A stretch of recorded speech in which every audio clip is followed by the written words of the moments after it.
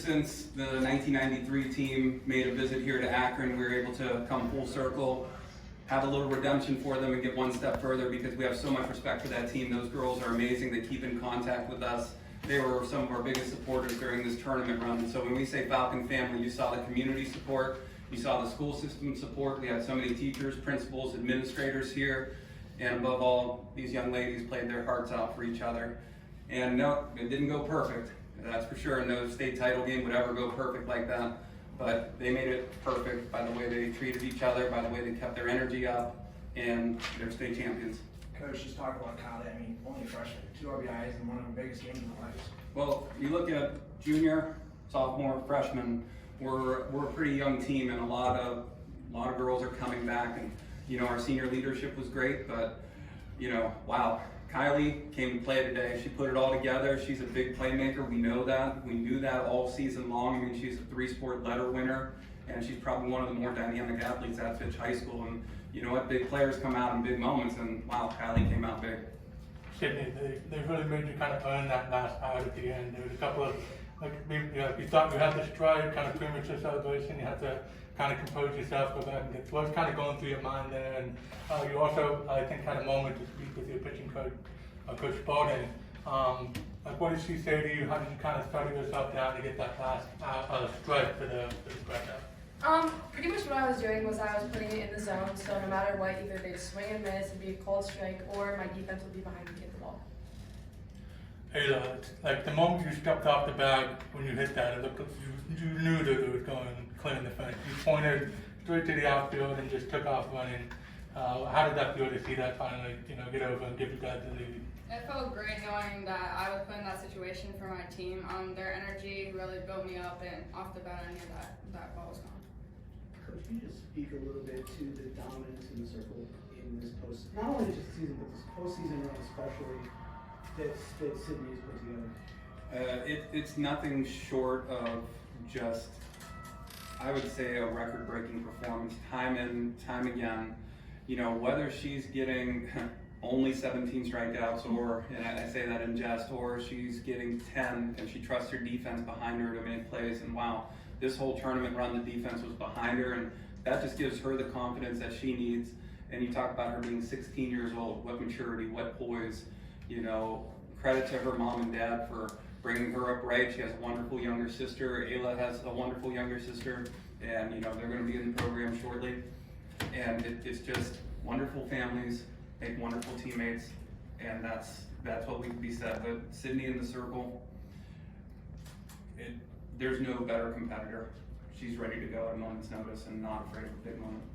What has this last 3 weeks felt like for you in the circle? It's just felt, it's been exciting, but I knew we had it. I wasn't nervous or anything because I knew no matter what, whether like he said, I was getting 17 strikeouts or like 7, my defense would be there to back me up, and ultimately we had it. Coach, last night after Anthony Wayne's game, I saw you applauding them.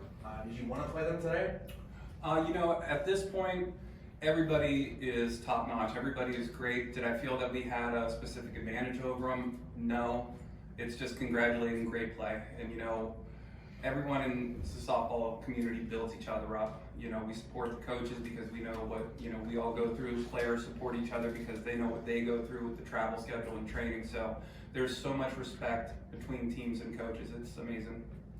Steve, was there ever a moment during preseason workouts or scrimmages to kind of lead up to the season, or even last season when you guys made a playoff run as well, that you thought, okay, this group, they're capable of something like this.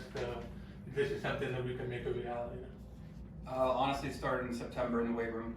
Seeing their work ethic, their drive, how they treated each other, how they pushed each other, how they knew what they wanted to achieve. And again, I always say that I just manage the team.